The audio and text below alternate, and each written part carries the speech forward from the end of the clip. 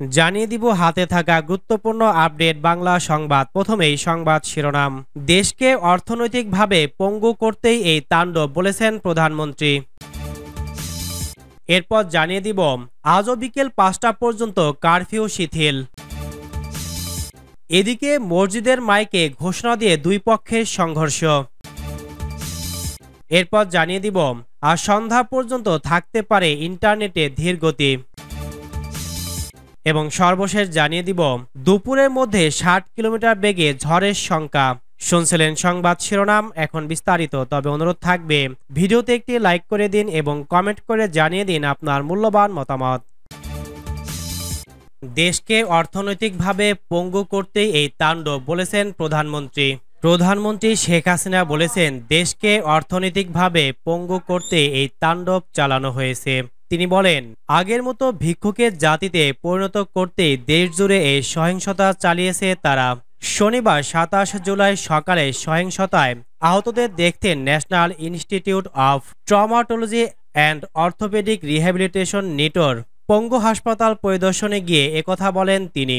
এ সময় প্রধানমন্ত্রী আহত ব্যক্তিদের যথাযথ চিকিৎসা নিশ্চিত করতে সব ধরনের সহায়তার আশ্বাস দেন।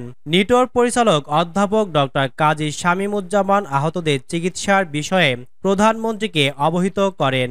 এ সময় প্রধানমন্ত্রী আহতদের সুচিকিৎসা নিশ্চিত করতে হাসপাতাল কর্তৃপক্ষকে প্রয়োজনীয় সব ধরনের পদক্ষেপ নিতে বলেন।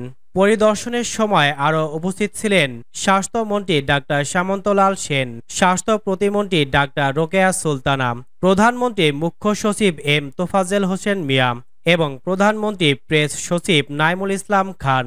এর আগে শুক্রবার ২৬ জুলাই বিকেলে প্রধানমন্ত্রী ঢাকা মেডিকেল কলেজ হাসপাতাল পরিদর্শনে গিয়ে আহতদের খোঁজখবর নেন। আজও বিকেল ৫টা পর্যন্ত কারফিউ শিথিল।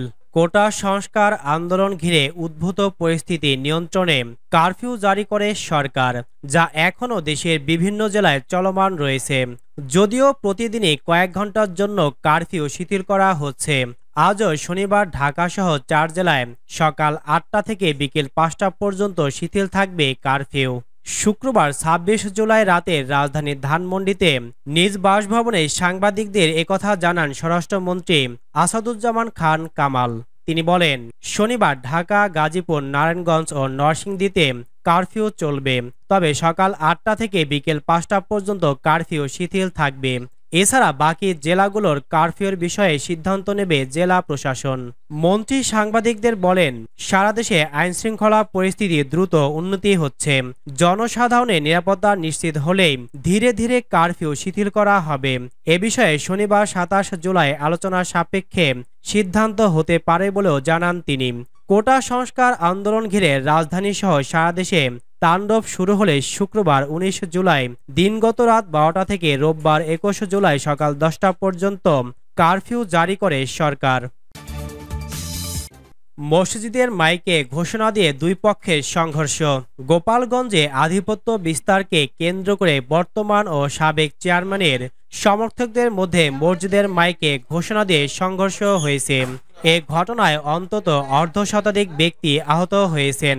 এদের মধ্যে গুরুতর আহত ২০ জনকে গোপালগঞ্জ ২৫০ শয্যা বিশিষ্ট জেনারেল হাসপাতালে ভর্তি করা হয়েছে। শুক্রবার ২৬ জুলাই বিকালে গোপালগঞ্জ সদর উপজেলার জালালাবাদ ইউনিয়নে এ সংঘর্ষের ঘটনা ঘটে। আহতরা জানান, জালালাবাদ ইউনিয়নে বর্তমান চেয়ারম্যান এস এম মারুফ রেজা ও সাবেক চেয়ারম্যান এম সুপারুল আলম টিকের মধ্যে দীর্ঘদিনের বিরোধ। আজ শুক্রবার সকালে সাবেক চেয়ারম্যান এম সুপারুল আলম টিকের সমর্থক হিমু মোল্লার একজন বর্তমান চেয়ারম্যান এস এম মারুফ রেজার সমর্থক রহমান মোল্লাকে ধাওয়া করে। পরে সাবেক চেয়ারম্যান অপর সমর্থক ৩ নং ওয়ার্ড মেম্বার সাইদুল মোল্লা ও তার ভাইসহ অন্যান্যরা বর্তমান চেয়ারম্যানের অপর সমর্থক স্বপন মোল্লা ও তার ছেলে শ্বেত মোল্লাকে কুপিয়ে আহত করে। এ খবর ছড়িয়ে পড়লে বিকেলে উভয় পক্ষের সমর্থকেরা দেশীয় অস্ত্রে সজ্জিত হয়ে সংঘর্ষে লিপ্ত হয়। প্রায় ২ ঘন্টা ধরে চলা এই সংঘর্ষের উভয় পক্ষের অর্ধশতাধিক ব্যক্তি আহত হয়। পরে খবর পেয়ে পুলিশ ঘটনাস্থলে গিয়ে পরিস্থিতি নিয়ন্ত্রণে নেয়। আজ সন্ধ্যা পর্যন্ত থাকতে পারে ইন্টারনেটের ধীর গতি।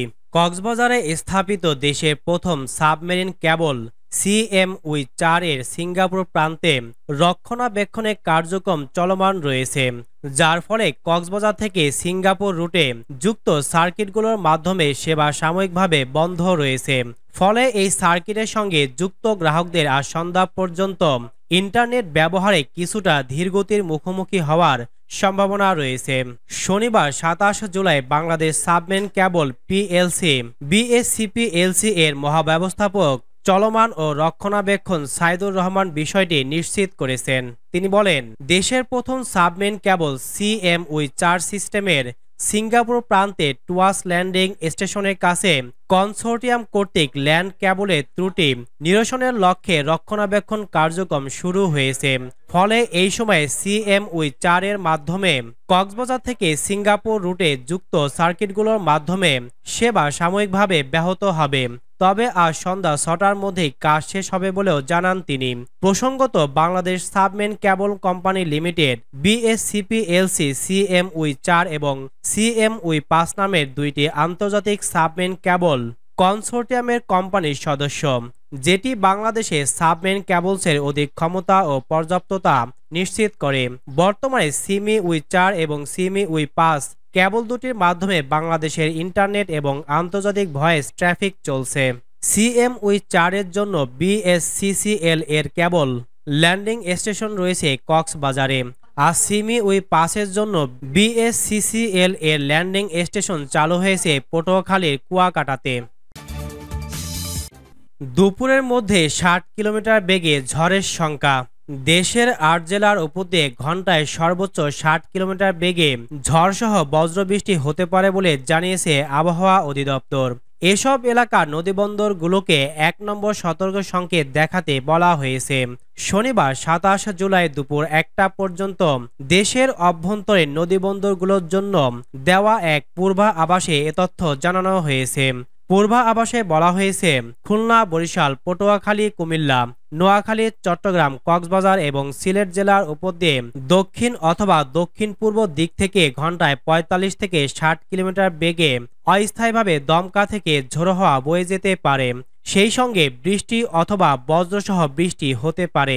তাই এসব এলাকার নদীবন্দরগুলোকে 1 নম্বর সতর্ক সংকেত দেখাতে বলা হয়েছে।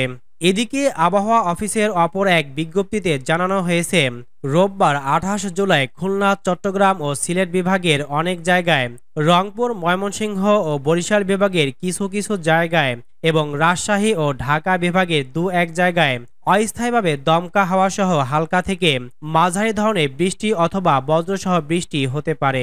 সেই সঙ্গে এ সময় খুলনা, চট্টগ্রাম ও সিলেট বিভাগের কোথাও কোথাও মাঝারি ধরনের ভারী বর্ষণ হতে পারে। আর সারা দেশে দিন ও রাতের তাপমাত্রা প্রায় অপরিবর্তিত থাকতে পারে।